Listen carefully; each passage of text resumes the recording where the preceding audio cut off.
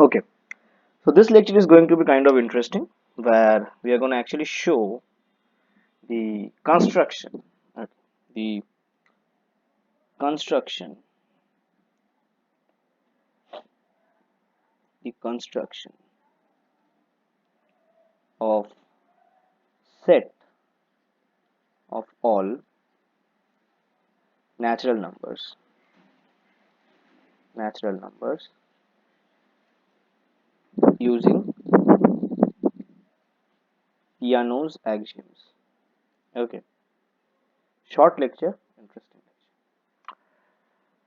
So basically, we know what are natural numbers. We can denote natural numbers like this or like this, or sometimes it is like this, but these symbols are rather used, and we know that this is the set of 1 2 3 and so on, right? This set constitutes what we call natural numbers, and they are literally kind of very interesting set of numbers, very important, very applicable. Okay, so the basic question arises that how can one define the set of all natural numbers? What is the definition of the set of all natural numbers? Clear? Without definition, we can't understand anything. Everything has a base on which it stands. So natural numbers also must have a base on which it stands. And what is that base? So we will be understanding that only in this lecture. So the definition says that a non-empty set, a non-empty set, okay, is called a set of all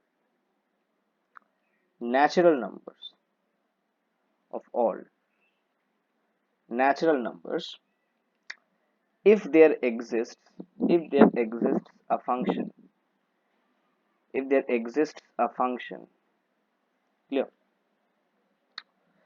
Let's say SUCC, we will be telling you what SUCC means, which maps, which maps the set n to itself, which maps the set n to itself, satisfying, satisfying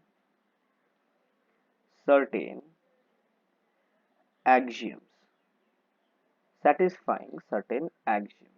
Okay. And each of these axioms are called the Peano's axioms. Peano was as far as I know, he was an Italian mathematician. He gave these axioms in 1880. I may not be correct. So there are a list of about five or four axioms, I guess. Let's write them one by one. So the first axiom given as P0, okay, it says that 1 belongs to the set of all natural numbers. 1 belongs to the set of all, let us use the other sign, the set of all natural numbers. In some book or in some reference, you might also get that 0 belongs to the set of all natural numbers. This is also correct. In some cases, you use the 0 as the set, as a member of the set of natural numbers. Clear? Achha. The second axiom says some n element belonging to the set of natural numbers, if there is an element n which belongs to the set of natural numbers, then the image of that n on the function SUCC, okay, or rather let me write it as small n only, this is not equals to 1, that this is not equals to 1.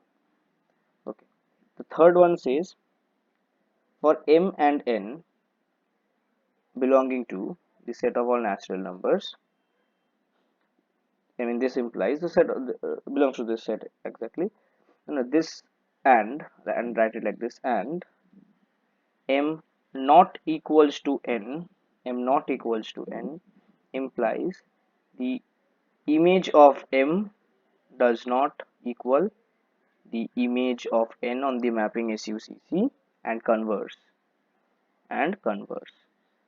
and converse means that SUCC of M, okay, not equaling SUCC of N implies M not equals to clear.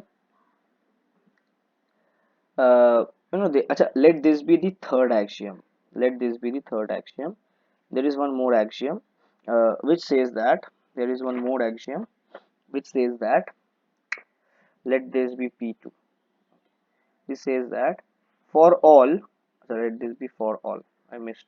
So for all small n belonging to the set capital N, okay, there exists a unique image SUCC of N which belongs to the set of capital N. Clear? Which belongs to the set of capital N. The fourth one says that for any, sorry, the fifth one actually, for any S which is the uh, proper subset of the set of all naturals with with one belonging to the subset and and for all small s belonging to capital S, SUCC of small s belongs to the capital S set. We have S equals N. We have S equals N. So what these axioms actually tell? You have more properties to it. You have many more properties to it. For example, you have the commutative property on addition, you have the commutative property on multiplication, you have the distributive law, you have the associative law, you have the existence of identity, the existence of inverse does not exist actually, but the identity exists. Okay, you have many more axioms, but what is the difference between those properties, the arithmetical properties of natural numbers, and these five axioms? Okay, what are these called? Peano's axioms. Peano's. Okay. So the importance of these properties are that this implies that any set K, if satisfies all the Peano's axioms,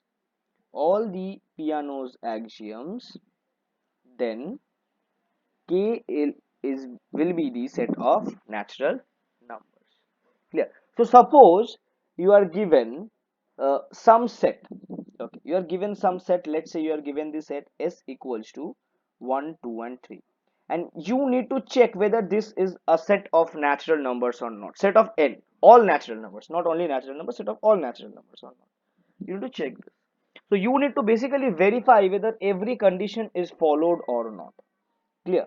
So before understanding that, let me tell you what is the SUCC function.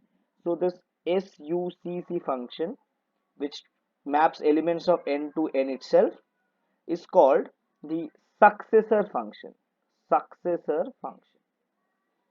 Clear? What is a successor function? So basically, in arithmetical sense, SUCC of n is equals n plus 1. Clear? For all small n belonging to the set of natural numbers. Got it? That is, it maps one element to the next element. Okay. So SUCC of 1 will be 2.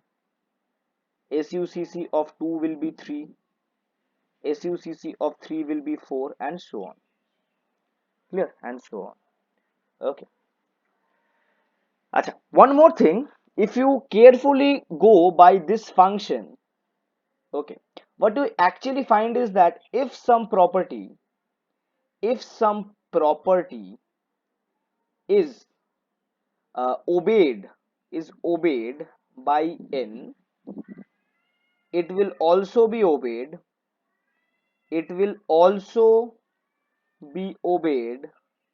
by SUCC of n. Okay, if some property is obeyed by n, it will also be obeyed by SUCC of n, because this function, as the reason is very literal. Since small n belongs to the set of all natural numbers itself, and SUCC of n also belongs to the set of natural numbers itself. Okay, SUCC of n also belongs to the set of natural numbers itself. So if this obeys a particular property, this will also obey that particular property. So what we actually mean is that, if n obeys, n plus 1 obeys. Clear. Moreover, you have 1 as an element of n. Clear. So what happens is that, if you are given some statement, some proposition which takes its inputs on from the set of all natural numbers, then it must, that statement or that proposition must be satisfied by the least element, as well as if nth element obeys that statement, n plus 1th element obeys the statement. And this actually is the foundation of mathematical induction. This actually is the foundation of mathematical induction. Clear? Now suppose you are given some subset of the set of all natural numbers. So the least element changes. The least element changes. But always remember one thing. When in mathematical, if you have carefully noticed the problems of mathematical induction, the mathematical induction always have a lower limit. Okay, that is, the least element may change, but basically what happens, when you are given some subset in case of a mathematical induction problem, okay, what happens is that, okay, I wrote here that 1 must belong to n if the set must be a natural number, right? I wrote here. Okay, so this condition often gets not obeyed. The least element often gets changed while, you may have a proposition which starts getting satisfied by the natural number 2 or the natural number 3, but this will always be obeyed. This condition will always be obeyed. That is, SUCC of n belongs to the set if if n belongs to the set. Okay, that is, if it is obeyed by the nth value, it will also be obeyed by the n plus 1th value. Okay, so this basically leads you to the foundation of mathematical induction. Okay, so I guess you people have understood. And just I was telling that, suppose you have a set S, as I was explaining, S, which has 1 2 3 as its elements. Clear. So if it satisfies all the Peano's axioms, we can say that S is the set of all natural numbers. So let's see. Acha, 1 belongs to S. Okay. Acha, for all n belongs to capital S, SUCC of n is unique and must belongs to capital S. Acha, what is SUCC of 3? According to the function, it must be 4, and 4 does not belong to capital S. Therefore, this won't be the successor of. Sorry, this won't be the set of all natural numbers. Okay. Using this function, you can also, verify each of the Peano's axioms. Got it? Acha. So this was a short lecture on the foundation of natural numbers. This was actually, introduced because there was no definition. There was no actual definition of what are natural numbers. Of what are natural numbers. Of what are natural numbers. People used, this as a physical definition, that there are, 7 breads. So these number of breads actually give you the quantity 7. Okay, quantity of things, actually measured the value of numbers, but that was kind of a physical or practical concept. We did not have some definition which mathematically approved or mathematically kind of gave you a definition of what the set of all natural numbers means. So from there, these Peano's axioms were introduced in the year, I guess, 1880, by this Italian mathematician Peano. So this was the short lecture on this much only, guys. I hope you found it interesting. We will be meeting you in the next lecture.